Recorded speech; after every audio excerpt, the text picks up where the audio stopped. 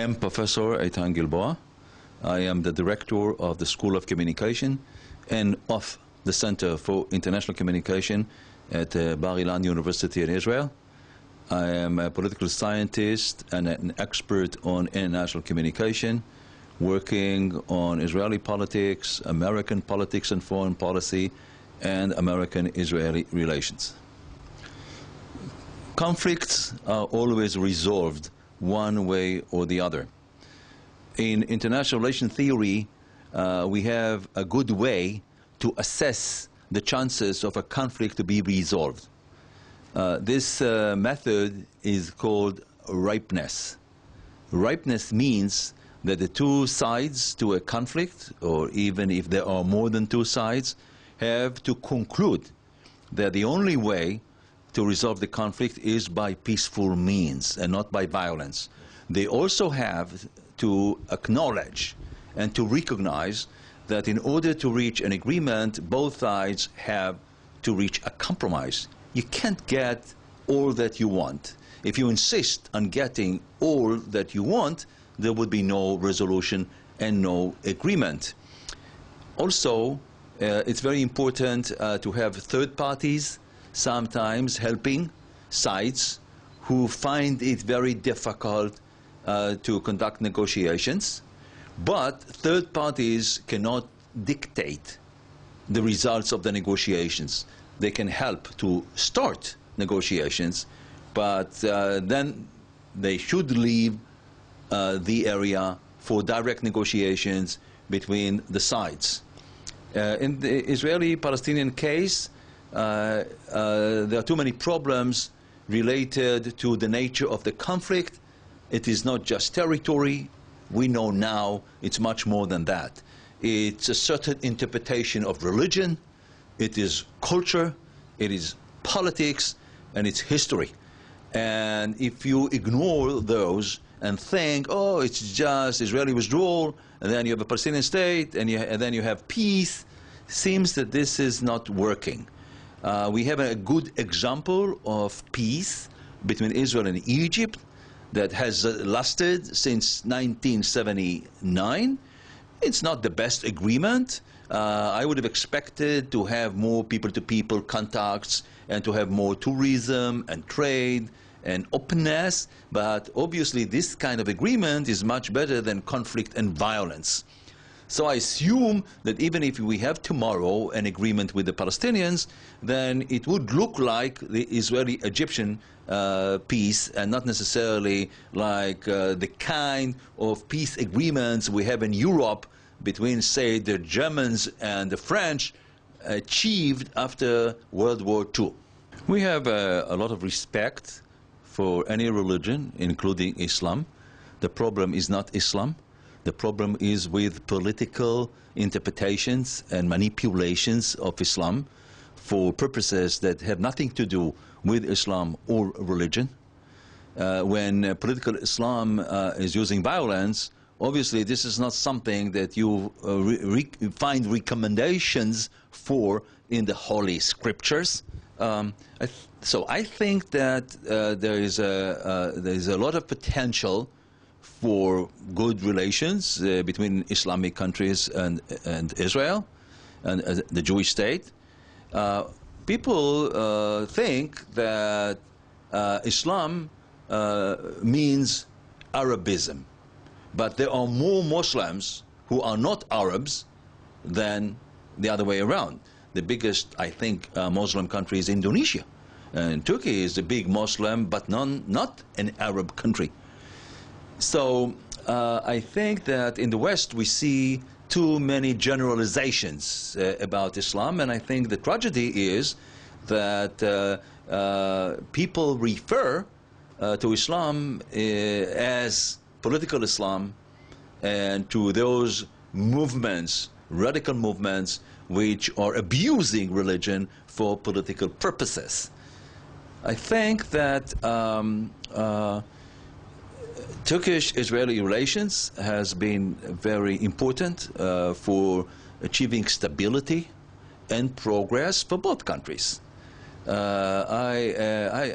I've always advocated very strong relationship between two powers in the Middle East that, if joined together, could have significant influence on Middle Eastern and even world affairs. Israel is very strong militarily, economically. It is one of the most successful high-tech countries in the world. It's a start-up nation, a small population, but big achievements. And if we look now at the Middle East, in view of what is called Arab Spring, mistakenly, because it's moving into a very different authoritarian period in Middle Eastern history. But if you look around the last 2 years, what we see is civil wars, tremendous violence in places such as Syria, like, 70,000 people killed. We look at Libya, where there's ongoing civil war. We look at Egypt with minimum personal security, much violence, demonstrations on daily basis. And so the Arab states, where revolutions have occurred, it's completely chaos. And the economic situations is a big disaster. If you look at Israel, economy has not been that much affected by the global recession. The same is true for Turkey. I have to tell you that if I look at the level of trade between Turkey and Israel, it has not been affected by the political tensions. I think trade is in very good condition, and I think this is very important. We also know that some people in Turkey, at the public opinion level, especially the more fundamentalists, don't like a good strategic, economic, and diplomatic relationship between Turkey and Israel. But we think that, and I meet people from Turkey, intellectuals, elite, journalists, and also ordinary people who have liked very much the relationship and wants it to be restored. Turkey is a stable country, both economically, politically, financially. Israel is the same thing. So if you connect the two, you will get significant joint level of influence that could help to stabilize the entire area. We know that Turkish played some role in the past in promoting Israeli-Syrian negotiations. It has not produced real negotiations, but the potential is right there. In order for Turkey to be a mediator, it has first to repair relations with Israel and to achieve a level of trust with Israeli leaders that would permit Turkey to be a mediator. I have thought in the past that Turkey could be a very good mediator because of its presence in the region, its understanding of the region, its good relations with all kinds of groups. But the potential is there. Conditions have to be created in order to make that potential realistic. The basic interests are there. Both Israel and Turkey share the same interests, both strategic, economic, political, as well as spiritual. And I think that the spiritual factor is always important because it provides like an umbrella, a larger context where all the other components of relationship and cooperation may come into effect. Syria obviously represents a major challenge to both Israel and Turkey. Israel has a border with Syria. Turkey has a border with Syria. Lebanon has a border with Syria. So Syria has also a border with Iraq. Yeah. And Iraq is Iran. So everything, Syria is a key country. And I think that there should have been much more strategic cooperation between the two countries on Syria. Because if the Syrian civil war is not going to settle soon, and if not, a stable government would be established there, which I hope would not be made just of radical Islamic groups. There are many radical fundamentalist Islamic violent and hostile groups fighting the government of Bashar Assad. I hope they would not be the major components of a new Syrian government, if there is to be a new Syrian government. So here, obviously, the joint interest is to make sure that a new government in Syria would be stable, but also friendly and not violent and not threatening neighbors and not becoming a source of new waves of terrorism against its own neighbors. I think that this is a significant missing component in the discourse that we have about Islam. Unfortunately, what you have just said, many movements and organizations, terrorist organizations, don't accept and don't recognize. In fact, organizations such as Hamas and Hezbollah are abusing the term jihad, because jihad is the opposite of violence, or at least there are certain interpretations of jihad. They are the opposite of violence, but they want to conduct a holy war. A holy war means that you have to kill all the infidels. And if you look at the charter of Hamas, they don't recognize any rights of anybody else, and they use terrorism and violence. The same is true for Hezbollah. And my problem is that somehow these organizations, which should have been at the margins of society, have become dominant. And they call the shots.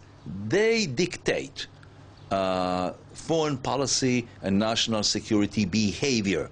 If you look at a place like Gaza, where you really see a ruthless, cruel, violent regime that not only hates Israel, are anti-Semitic, and use terror and violence against Israel, they also terrorize their own people.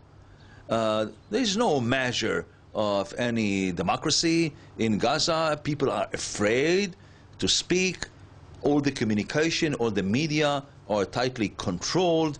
If you disagree, you could be killed or you could be wounded. This is one of the problems in Israeli-Palestinian negotiations, because I'm asking myself if Hamas and Fatah cannot agree between themselves and cannot negotiate anything between themselves, how they could negotiate with Israel. I'm always looking at them and I say, I want to see how they reach a compromise, how they can settle differences. And it seems that this has not been yet achieved. Once it is achieved, then I think we could have a better chance to resolve the Israeli-Palestinian conflict. We see that in many places where radical Islam got together with socialism, we call it the Red-Green Alliance. It has produced only instability, violence. We see this also in Europe. We see how the radical left has joined forces with Islamists, with radical Islamists, fundamentalist Islamists, and I think this is a bad message, not only to the Middle East but also to Europe. I've never understood how these two movements, the left, even the radical left, and radical Islam got together. Because radical left, for example, has some other ideas about political systems, about human rights, about citizen rights, and political Islam does not respect any of those rights. But I think this is exactly what we are facing. And therefore, I believe that education, Yes. media, the media today are very significant factor in education of the masses, of the people. I completely have reservations about the role Al Jazeera is playing in the Middle East, Al Jazeera English and Al Jazeera Arabic. They have too much in the last 10 years took the side of radical Islam, of those who abuse Islam for political reasons. But Al Jazeera has been very popular, and I think that they have been somewhat successful in brainwashing the ordinary citizens in many Muslim and Arab countries to adopt the direction of the negative political Islam.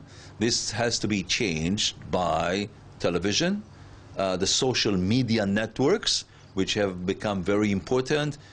We talk about blogs and exchanges between people to people, creating a new public sphere for people who believe, like you have just suggested earlier, who believe that Islam should be practiced in a more moderate way, looking for reconciliation, understanding, unity. Unity. That, yeah. That's right. Yeah.